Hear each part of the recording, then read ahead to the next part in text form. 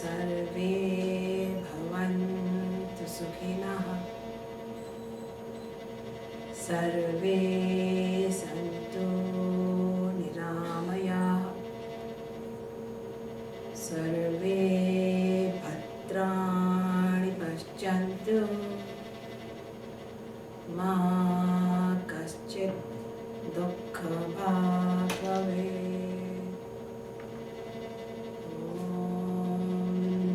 Shanti Shanti Shanti. Om peace peace peace. Jai Ma. Today the topic of our discussion is Brahman, the supreme reality. We all ask questions of the nature of who am I? What is this world and my relationship to it? And who is God? And what is mine and this world's relationship with God? Is not the trinity of me, the world and the God the most important trinity? Is it not?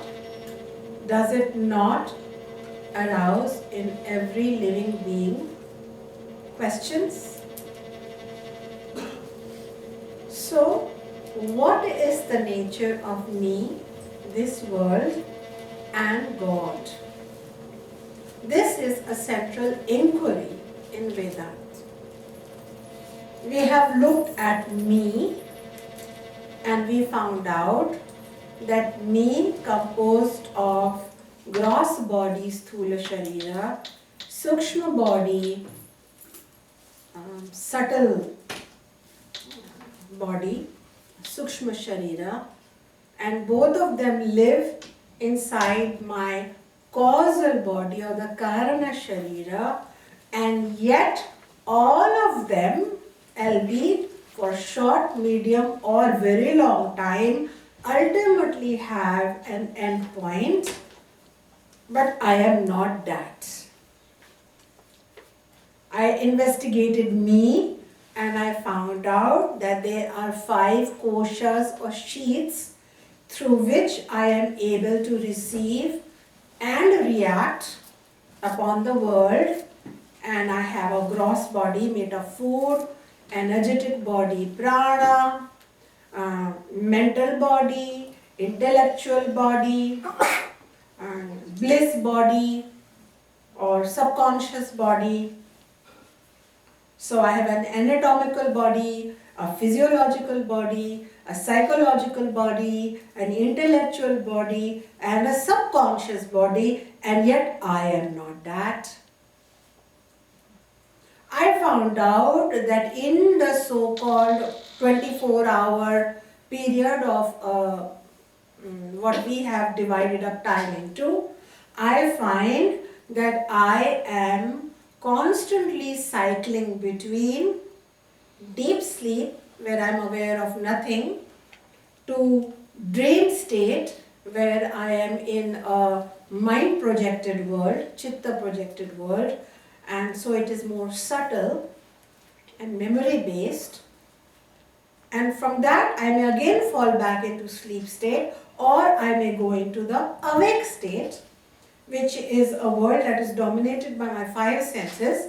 It is much more gross and I am limited by it, but I cannot leave it, because from there I am obliged to again go back into deep sleep where no world exists, or into dream sleep where any kind of world can emerge, and then back again to the wake world where again the same story continues.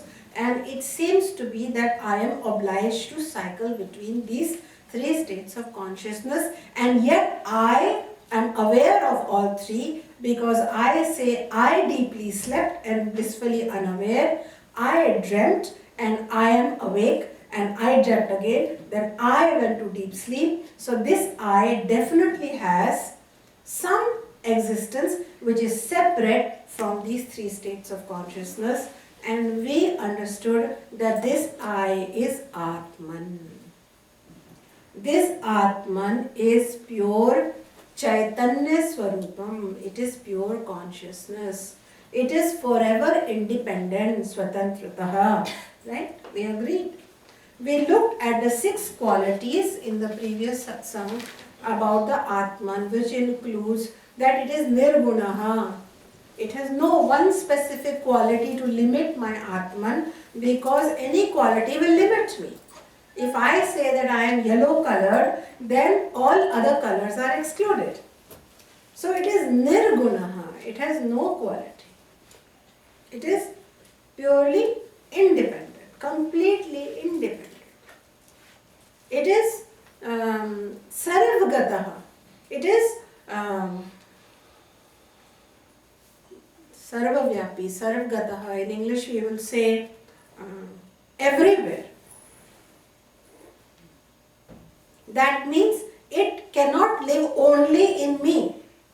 That Atman in me is being expressed in the bird that I am looking at, in the enemy that I am looking at, in my beloved that I am looking at. So and so forth. We continued and we looked at Atman, and then we are told that so therefore the Atman is your true self. This is Atman, and everything else that changes is Anatman. Your Atman is told Mithyaha. It is eternal, it never dies. You may drop a physical body, your Sukshma body lives. Your Sukshma body may become ended at the end of a pralaya or the end of the universe, but your causal body exists. And you may even, through moksha or the state of understanding, complete knowledge, go beyond even the causal body, but then what exists is you. You were neither born nor you died, you are Nityaha, eternal. So this Nitya aspect of you is Atman, and the changing aspects of you are called Anatman. Anatman or non-self is part of Mithya, which we have understood from the first satsang onwards. That which is neither real, though it appears to be, but it cannot be real because reality exists in past, present and future. This body is existing now, but was it in the past? No. Will it be so in the future? No. Everything here will change. Even this room, the Shunya will be gone. The walls would have fallen. Amreville would have become part of some other city, or the waters would have eroded and come in. So everything over the next 200 years will change. So what feels so permanent is changing, and what changes is Mithya. But what will not change is Atman, which is Ekaha, always one. Because Advaita Vedanta is the basic premises, there is no two. So the bodies may come and go, but that one eternal Atman is one. Then what is Brahman? What is Brahman is our quest today. So we begin. In Advaita Vedanta, supreme reality is known as Brahma.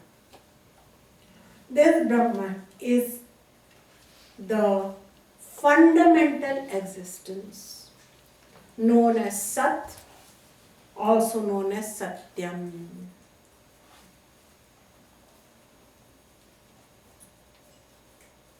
Do you remember?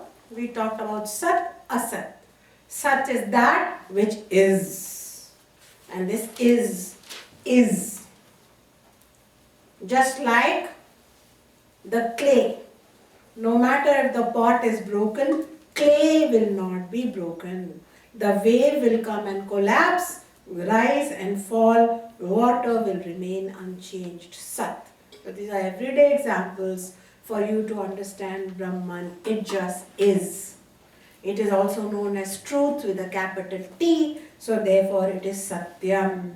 What is Satyam within you is plenary existence, that which is eternal, and that always is, no matter where you are, well, in which womb you are born, which part of this universe you are in, which part of your transmigration you are going through. You always are, and that aspect is known as Satyam.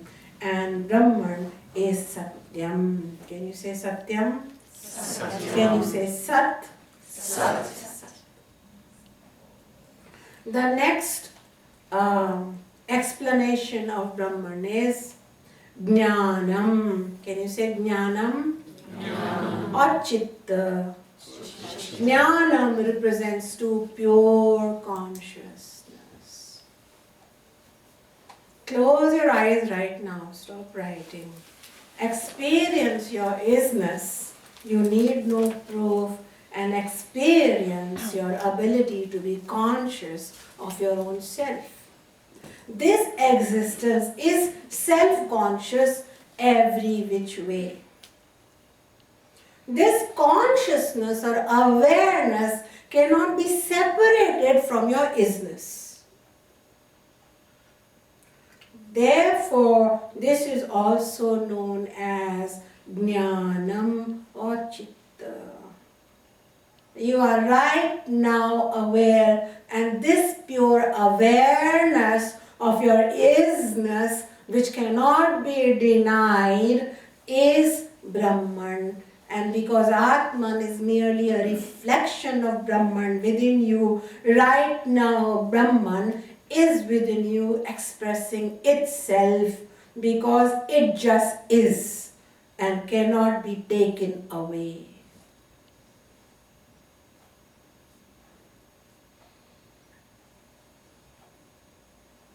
Finally, you are also infinite, Anantam. Your basic nature is of infinity. I will explain these words. Experience right now, even as within this body, how infinitely expansive is your true state of consciousness. And that is why mankind all over the world has resisted any kind of unfair restrictions.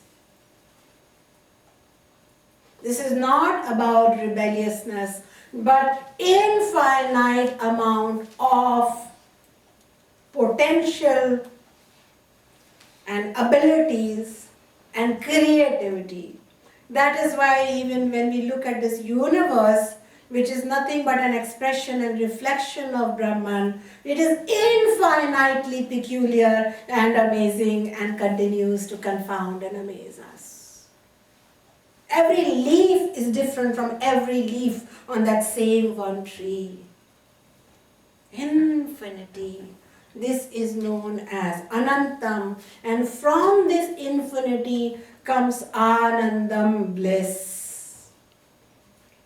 So therefore, say with me, Satyam, Satyam. Jnanam, Jnanam. Anantam. Anantam. What is Brahma? Satyam, Jnanam, Anantam. Truth or existence that is purely there, consciousness, intelligence, and infinite, and bliss coming forward from this infinity. It is also known as Sat. Say after me. Chitta. Chitta means intelligence, absolute intelligence, and Ananda. Now these aspects are not attributes of Brahman. No, Brahman is this, Brahman is that. Like Brahman is brown, Brahman is white. Brahman is actually Afro-American. Brahman is actually Indian because they talk about it. No. Just like you cannot separate sweetness from sugar, light from sunshine, wetness from water, the absolute reality within you and everywhere is plenary existence, plenary intelligence, and plenary infinity generating infinite bliss.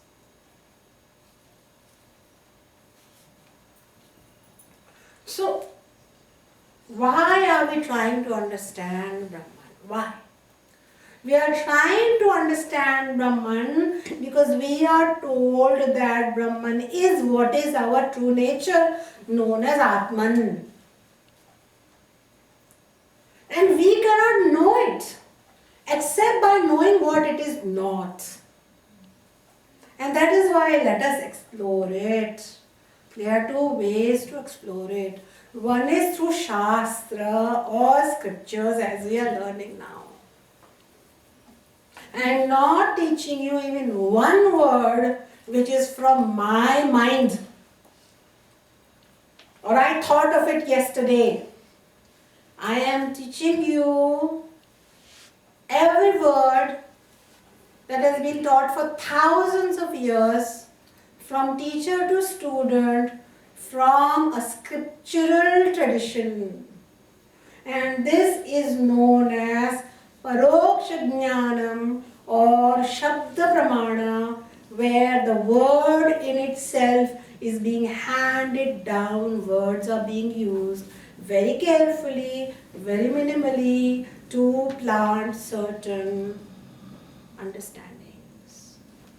The other way is called Aparoksha Jnanam, which is after you have heard the Shastra and contemplated upon it and meditated upon it, and it becomes a constant contemplation and a constant living practice. For example, you are about to sabotage someone and then you remember, but I and he or she is one.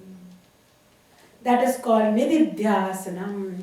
Shravanam, when you listen long time, because you have to build a new house of thinking, and one or 5 bricks cannot build a house. You need thousands of bricks. So for thousands of years, you do what? Satsang. After you have enough raw materials, cement, bricks, straw, then before one brick becomes dry, you have to add the other brick. So you continue coming, listening, reading, and then you begin contemplation. It will be constant.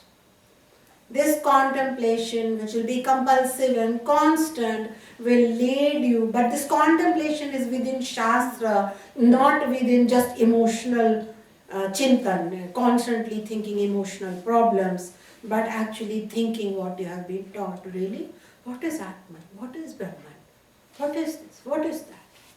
After that, it will lead to practice, which is called sadhana or nididhyasanam, where you are about to hit someone, sabotage someone, or feel very sorry for yourself, and you realize, but I am Brahman. You are told you will die, and you are about to have a heart attack, and then you remember, but I am Nitya. I am just about to shed an old skin. I am not dying. Let me get ready for this fun experience. You are about to hurt someone and you remember, I am sarvavyapi, sarvgataha. I live, I am one. So how can there be another? And when I hit that person, it is going to resound back to me. Like if I try to cut my own hand, I may pretend that it doesn't exist, but the ripples will come to me because Vedanta has taught me there is only one, not another. So this is called practice. And within the practice, aparoksha anubhuti, now you need no word. Just, you don't need to sit and meditate. You don't need to be quiet to think about Brahman. You are active throughout the day and you are having constant experience of yourself and your bigness, your existence, your infinity, and the bliss that is coming from that. So there's 2 kinds of learning. Some say, oh, I meditated and I felt myself. And after that I got up and slapped someone because they were just playing the piano all day. Then what you felt was nothing but you just traveled within your own mind in your pratibhasika, reflectional reality, and created a peak experience. But the actual experience of the self is a point of no return, because your basic cage of belief system of separation has collapsed. And once you've had that belief system change at the deepest level that you are one, you will not be able to experience duality. And it's created drama of arrogance or loss or shame ever again. So therefore the Taittiriya Upanishad says, Satyam Jnanam Anantam Brahma, and this reveals the nature of Brahman in a nutshell. Now let us explore this, this Satyam Jnanam Anantam Brahma in nature. So let us look at Satyam or Sat, which is pure existence. What is pure existence? That which will never change in nature. It is ascertained by its own existence. It is Satyam. And so therefore Brahman or this Satyam is separate from the world of Mithya or what we see, because it is mutable. So from this we realize that Brahman is immutable, unchangeable, undeathable, unremovable, and therefore it is non-mutable.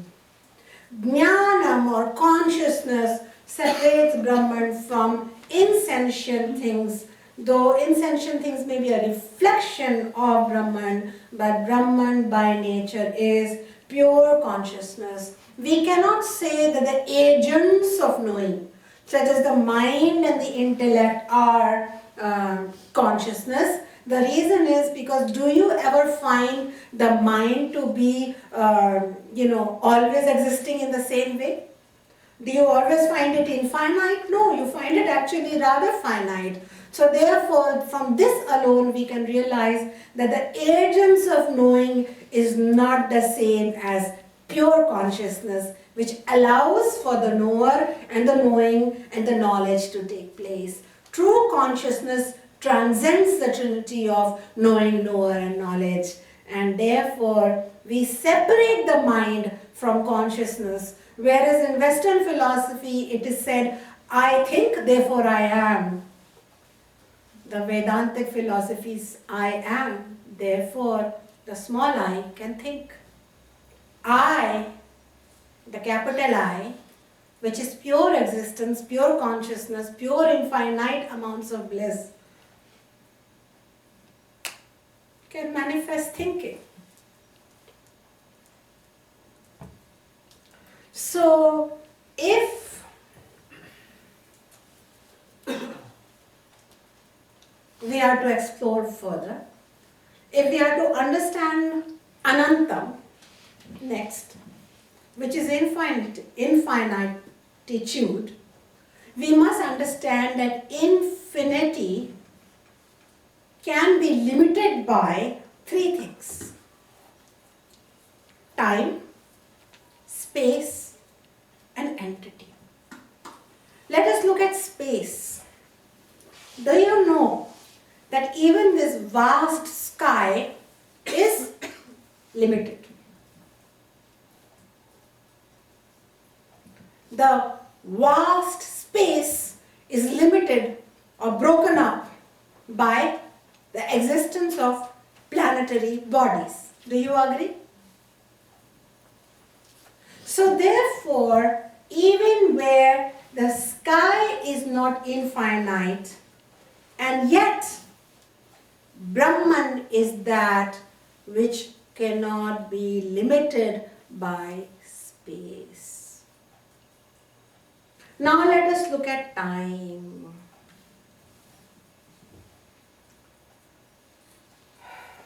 Any created thing has a limited life. Do you agree? Anything created, even the biggest, tallest of mountains, over time become eroded and become the bottom of the ocean. Do you agree? Even stars collapse. And what do they become? Black holes. What do black holes do? They change into galaxies. Everything is changing over time. But Brahman is not a created product, and therefore it is not limited by time. Now let us look at entity.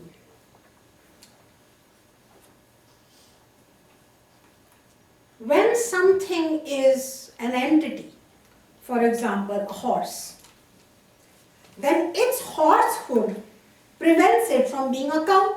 It's cowhood. Do you agree?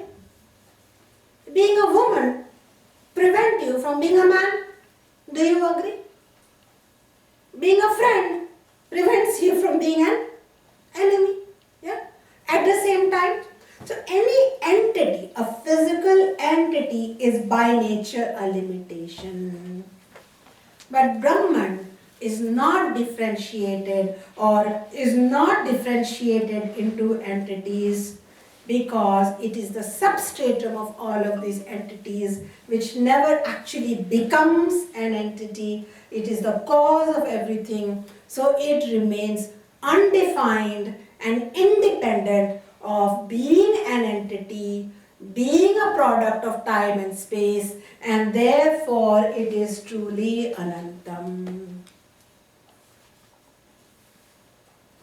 Because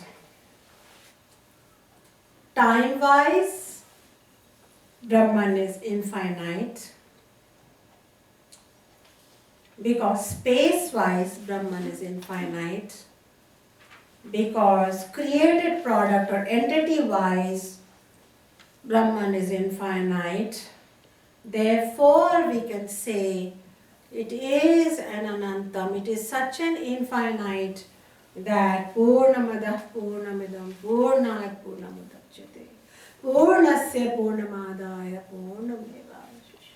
No amount how much seems to emerge from this Brahman, if it is truly infinite, it will never become finite, it remains infinite. In fact, it is just seems to be giving existence to a finite experience, but at the substratum it is never even a drop less from its infinity, because that's the nature of infinite. If there is a God that is creating the world with golden bricks and it has 20 quintal bricks, then after 19 point some bricks, it's only left with one. That is mathematics. But infinity by nature is infinite. Cannot be subtracted and made small, and because Brahman is Atman within you, no matter how bruised and small you are, one day when your teacher says you are that, you just suddenly become big overnight. From where forth came forward this infinite ability to embrace your own bigness and mightiness, because that is your true nature, says the teacher. Not to be bought, not to be purchased, not to be transacted, not to be begged for, but merely to be known, acknowledged, and therefore lived.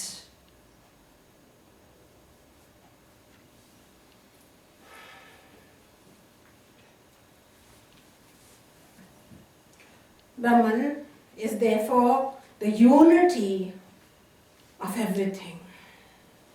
As a substratum, because we talked about how the substratum remains the same.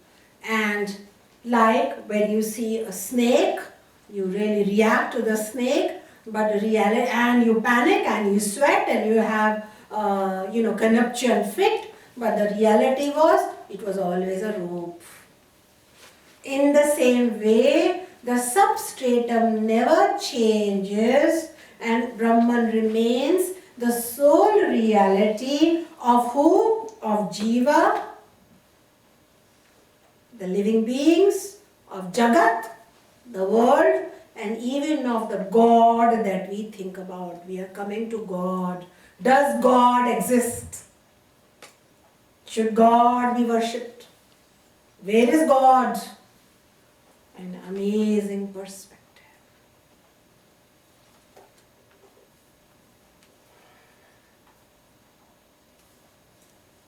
Can there be a God when there is only one? Can there be me separate from God when there is only one?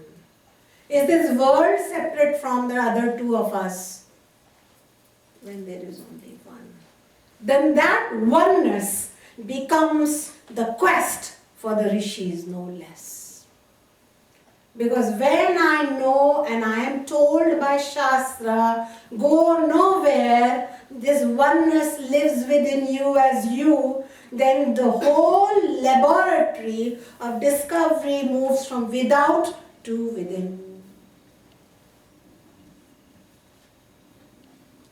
The other aspects to understand, Shastra says, is that Advayam, Advaitam, Advityam Brahma. It is non-divisible. There is only one, not two Brahman. So, Ekam Eva Advityam. So, the Chanda Yoga Upanishad says there is only one. There is only one Brahma. What is this one Brahma? So this is what kind of differences can exist. Let us talk about it. Remember, those who have been coming from the beginning, completely common sense talking, nothing created where you need to study rocket science to understand yourself, walk 1,000 steps to understand yourself, bathe million times in the Ganga to understand yourself, light 1,000,000 lamps before you can understand yourself, do pilgrimage 3 times before you understand yourself. No, just know and understand that you are one. Try it and you will know it, because truth does not require anything complicated. It just is. So there are 3 kinds of differences or duality. One is known as Swagata Bheda, which means, for example, now let me start with Vijatiya Bheda. That is the difference between one species and another. For example, a difference between a mango tree and a neem tree. That can be one kind of difference. The other difference can be Swajatiya Bheda.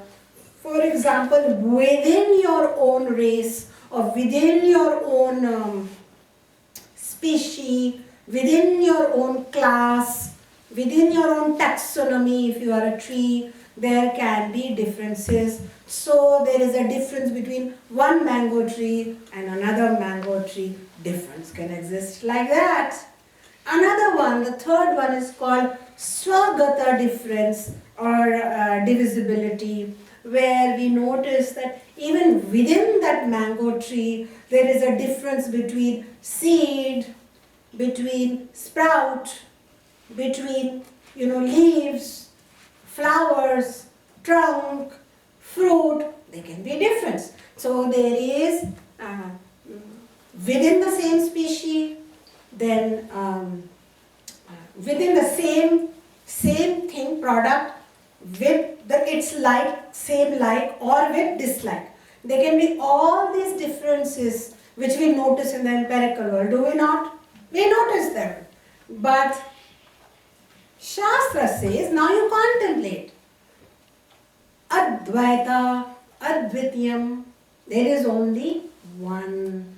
No multiplicity, no parts, no subparts. So therefore, no separate jiva or jivas, no separate jagat or the world, and no separate God, except for temporary desire we can entertain. We can agree that they exist in our empirical experience, but at a deeper level, if we allow our belief system to go, we will find out, while living in this body, that it is not true. Just as in sleeping we see a whole world and project it and experience its joys and sorrows, thirst and hunger in the sleep, and we are fully in that world, and it has walls and it has trains and it has birds and it has animals and it has strange creatures, and that world is very alive. Upon waking up, that world does not exist. Similarly, upon waking up from this empirical experience, merely through knowledge, we will realize it only has qualified reality but not absolute reality. Therefore, what has qualified reality is mithya, and what is unqualified absolute reality is satyam, and that is why Shankara says Brahma Satyam Jagan Mithya. Can you say? Brahma Satyam Jagan Mithya. And therefore everything else is mithya, which means it is changing, it is not real. Is it worth the amount of emotional investment we do? Tell me yes or no. And what would you place your bet on? Which one? Brahma, which is Atman. And you have to understand what are the qualities of this Atman and where it dwells, and where it is most accessible is in the core of the living being. It is not in the three bodies, but it is what, because of which the three bodies appear alive. So therefore it is first of all one. Second, it is nirgunaha. It has no qualities, Brahma. One color, one attribute will become a limitation, but Brahma, this supreme consciousness, is all inclusive. It is the all. So therefore there cannot be any one quality that describes it. Then it is nishkriyam, which means it is actionless. Shastra says all actions that we see in the universe arise due to only one reason. Do you know what that is? Yes? Desire. Desire fulfillment. Even a small child cries newborn for the desire of food. The ant is moving for food. The plants are growing for food, for sun. We are loving each other for mental or physical food. So therefore it says that all movement is for desire fulfillment, and if Brahman is whole and perfect, it has no desire, then why should Brahman be moving? Consciousness is absolute stillness. Action is of four kinds. To go to another place. One, counter thought, logic. If Brahman is all and everywhere, where is it going? Where is he going? Where is it going? Then we move to attain some object. If all there is Brahman, then what is it attaining? Third, we jivas do movement to effect a transformation. But if Brahman is the substratum of all that is happening and yet remains the same, fireworks, volcanoes, tsunamis, also nature, winter, spring, summer, death, birth, infinite, colossal change, and yet it is the substratum. What movement? What transformation? As in the dream, trillions of firecrackers went off and yet nothing. Consciousness is unmoving. Then we move to purify something. Now, being the absolute perfect reality, it is perfect and pure. So hence, no purification is needed. What that means is, when you are told, pay me this money so that I can talk to God so that He or she can forgive you, That is not real, because your true essence is forever pure. That is why, was it Gandhi who said that punish the sin but not the sinner? There might be sin, but there is no sinner. Right? All great leaders have said that the deepest core is pure. And that is why the Upanishads are replete with stories of prostitutes realizing their Brahman self and criminals converting into saints.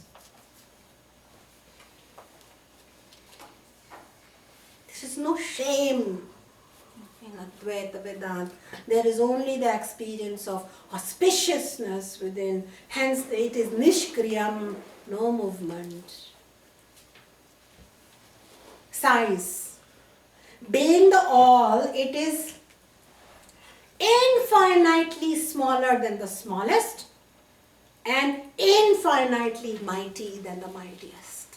It is beyond our mental, sensual, intellectual comprehension. In the nanoparticle too dances in Brahman as its expression, and the vast infinite universe and more lives merely as a spectacle in Brahman, as Brahman, through Brahman. There is no size. Can you imagine how the Rishi's consciousness had exploded? Distance. How far is it from me? Is it up? Is it down? Is it right? Is it left? Is it north? Is it south? The Upanishads say it is everywhere. And what's the distance from me? Well, for the ignorant one it is very far, and every Sunday they placate it. No, Hindus placate it on Tuesdays, Christians placate it on which day? Sunday. Then Muslims placate it on which is their day? Friday. They reduce the distance. But for the Gnani, the one who is understanding the Shastra, listening, contemplating, practicing, it is very near. The world is slapping me and kicking me, and I touch within my infinite existential bliss. It is so near that it is the nearest thing. It is the only thing. My relatives leave me, my friends abandon me, my parents are dead. And yet, what do I have? I am Atman Brahman. What do I need? I am the royal beggar. I am the pure prostitute. I am the actionless actor. I am incomparably infinite. And yet, I am very small, no size. Because size, distance, mapping, direction, colors, nose, clothes belong to the world of empirical reality. In fact, many a Muslim forget in the dream they are Muslim, and many a hardcore Christian forget in the dream that they are even human, and many a Hindus who worship the goddess suddenly start praying a male god in their dream. The gods also come and go. But that which is remains. Neither male nor female, nor animal nor human. Inside or outside, it is the very stuff that this universe, visible, invisible, sentient, insentient, empirical dream, all that is its substratum, is Brahman. Everything is almost like it exists, and yet there is nothing really. Texture. What is its texture? No texture. Yet it can be anything. This pot, this table, this wave, this water, this dream, this thought. And yet it is only pure satyam, pure existence. pure jnanam, pure consciousness, and pure infinity or bliss from this absolute infinite nature. So it is pure consciousness, eternal and objectless subject, the eternal witness within you. If you close your eyes, that which witnesses your thoughts, that which witnesses your wisdom, that which witnesses all comings and goings, that which witnesses your sins and your पुण्य को क्या बोलते हैं? Sins and merits, good deeds, that silent witness, Sakshi.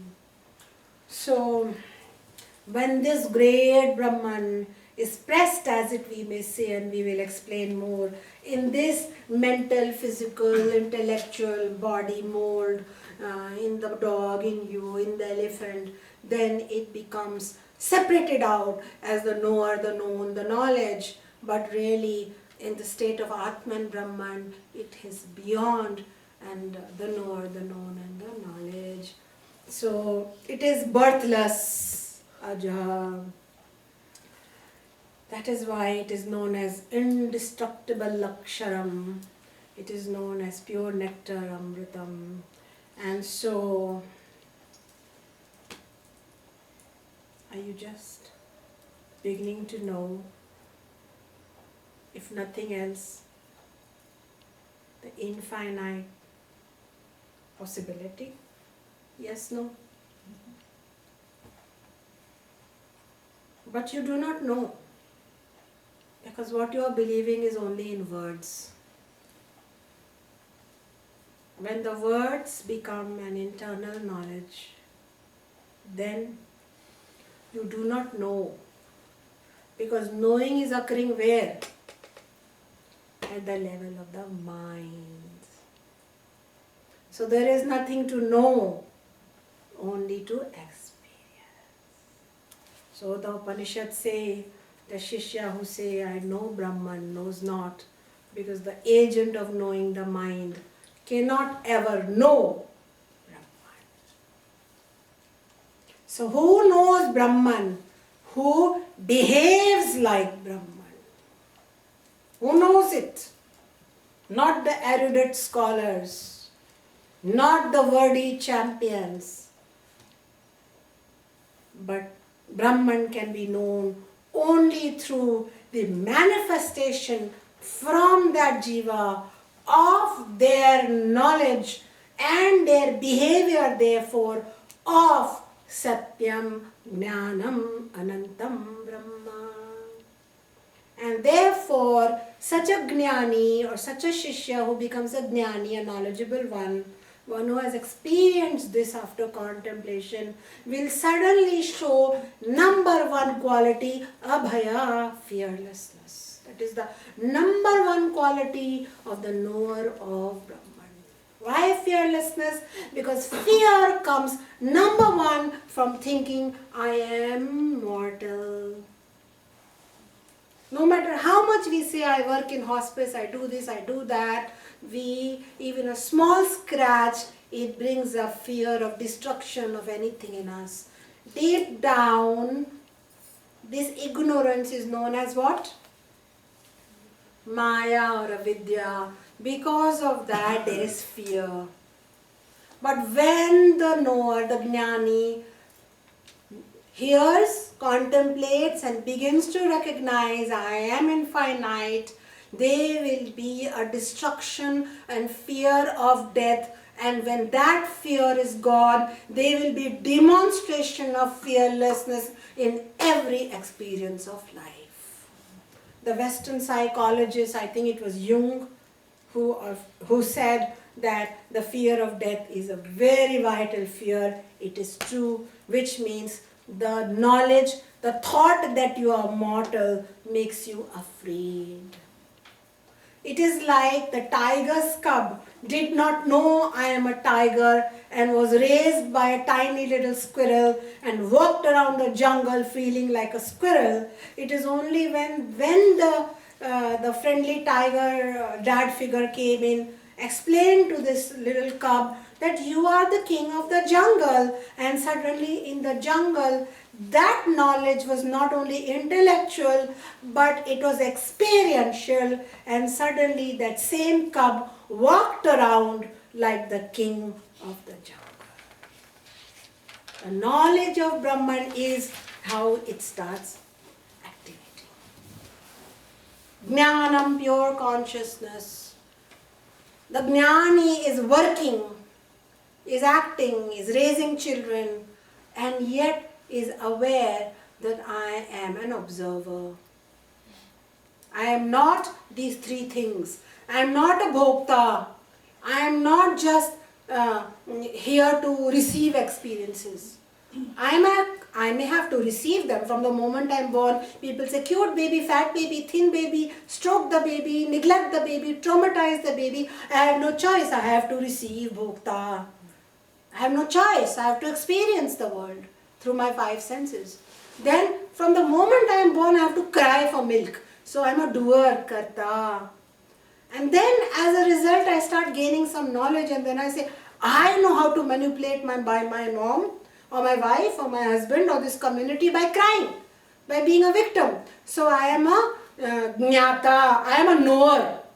I am a knower. I know this. I know that what no.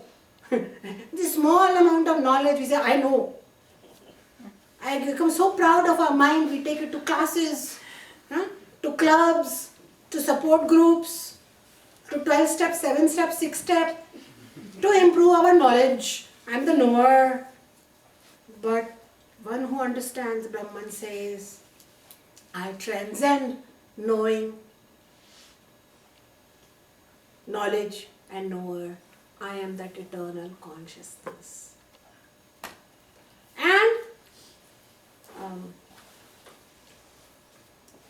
so bhokta, karta, gyata, jnata, I am not, I am Brahman. So these are some qualities. So how do we determine what is Brahman?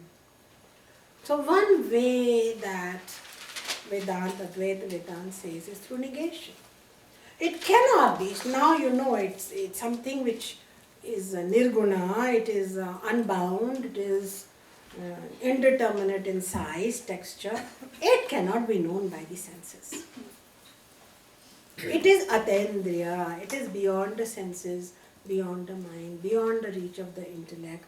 So every determination of anything is a negation, in the sense that association of any one particular quality with anything is to deny the presence of other qualities. So since nothing can be predicted about Brahman, it is the unique all-embracing reality. Hence, there are no mental physical categories to describe it. So we can only say what it is not. Neti, neti, neti. What it is not.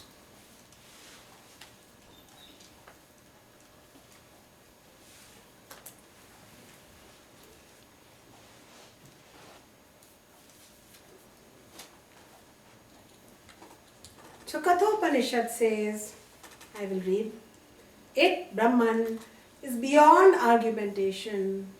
This wisdom is not to be attained through didactics and argumentation. Kenopanishad says, the eyes do not go there, nor speech nor mind.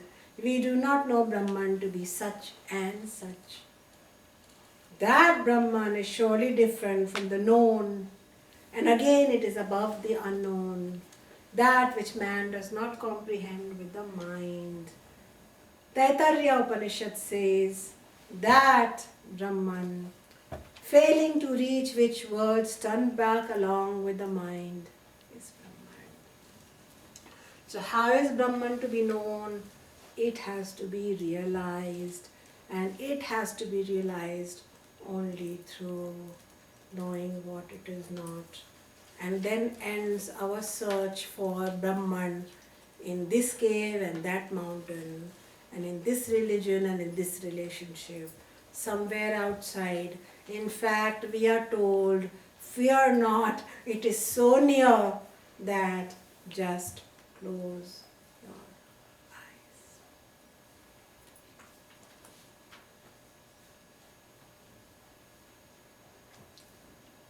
With this we end for today.